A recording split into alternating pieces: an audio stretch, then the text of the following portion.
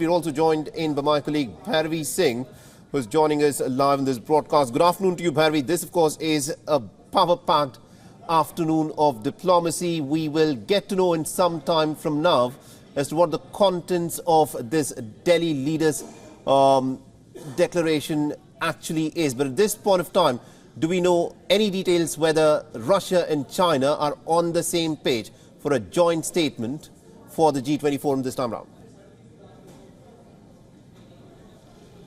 Well, Saleh, in the lead up to this joint declaration, or the leaders' declaration as it were, there have been hectic negotiations over the last 24 hours here in New Delhi about the content of that. Yesterday, the Indian Sherpa Amitabh Kant had hinted on the fact that there was broad consensus on most issues.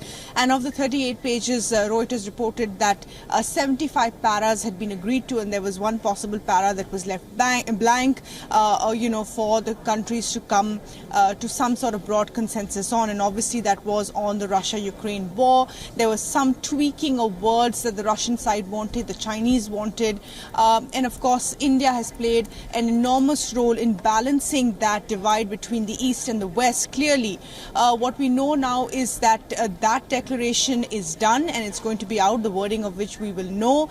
Indian media reports and sources had indicated that a new para had been circulated after much back and forth, and that possibly could have been accepted by all sides. This would be a remarkable feat given how it is coming at such a contentious point in world history. We are in the middle of the Russia-Ukraine war, and we've seen a word of, a broad battle of words, as it was, between the West and Russia and China on one side on this. So to come to some sort of consensus and to actually have a G20 communique is a success story in itself. Earlier there were conversations and talks, reports suggesting that there would be maybe just a chair statement from the Indian presidency, and the other areas would just be a joint declaration of some sort. But clearly the Indians have pushed through possibly, and there will be an agreement. Saleh, back to you. Absolutely indeed, Bharvi. Do continue to stay on with us. In the meanwhile, let's also listen in to what the Indian Prime Minister had to say just a little while back.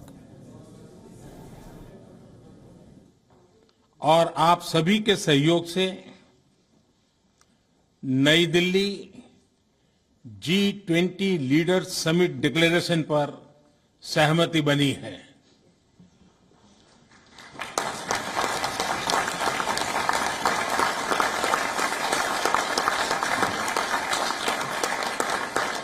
मेरा प्रस्ताव है कि इस leaders declaration को भी adopt किया जाए।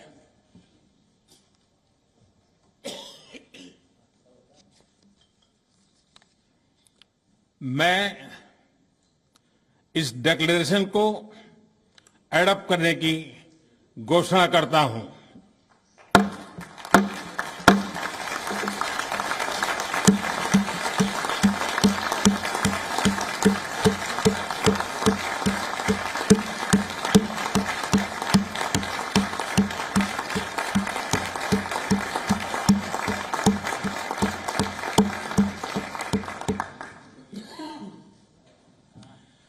इस अवसर पर मैं हमारे मंत्रीगण, शेरपा और सभी अधिकारियों का हृदय से अभिनंदन करता हूं, जिन्होंने अथाक परिश्रम करके इसे सार्थक किया है।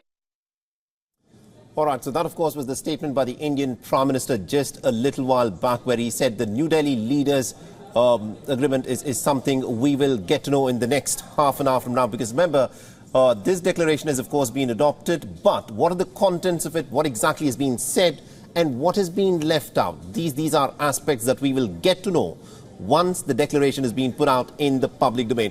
My colleague Bharvi Singh is still with us. Bharvi, it's all still in the realm of speculation as to what is in fact being adopted in the New Delhi Leaders declaration. We'll get to know the details in some time from now. But the fact that there is this declaration, is of course a big win for Indian diplomacy. Right, absolutely, Siddhant. And even though we don't know, what exactly is in in that draft declaration. I can tell you that in the lead up to this, there were conversations about and things that were agreed on between the West, India and other countries was that there should be, multilateral development banks need to be revamped. There should be new funding for the developing world. There needs to be more sustainable goals. There should be climate mitigation needs to be focused on.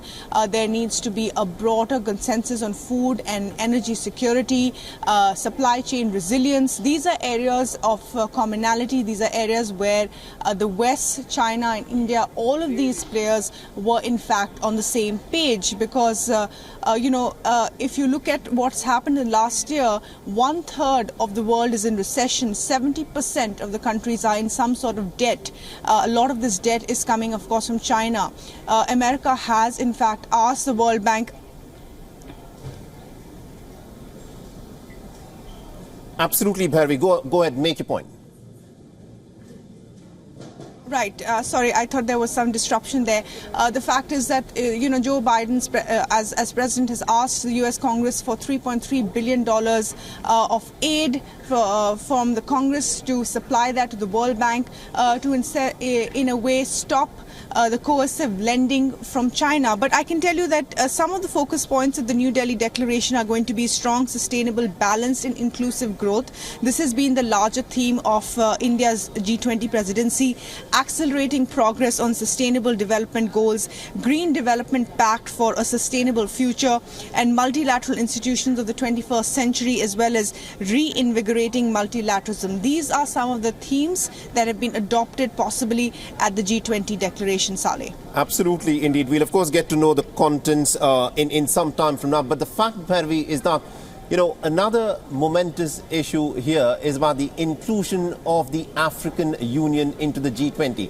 The G20 tries to position itself as a grouping of nations that brings to the fore the issues of the global south. And India wants to be the leader and the voice of the global south. And the fact that the African Union has been included in the G20 in New Delhi is, of course, also a big win for India's diplomacy. Well, absolutely, no doubt about that. The acceptance of the African Union in the G20 was a position that India had taken all along. They had argued that if the European Union was part of the G7, why not have the African Union as part of the G20 and make it a broader framework and have more voices so that this becomes a more inclusive group and therefore can have more broad consensus on macroeconomic issues. Remember, G20 was essentially formed to take care of macroeconomic issues that concern the world. It came out of the 1999 Asian crisis and was then elevated in 2008 to include the heads of state after the financial crisis of 2008. It has lent its voice to many important issues like the Iran nuclear deal, the 2008 Lehman Brothers crash, and other such significant moments in world history. Of course, there were questions raised on the pandemic cooperation, but all in all, the African Union was an important aspect of India's presidency.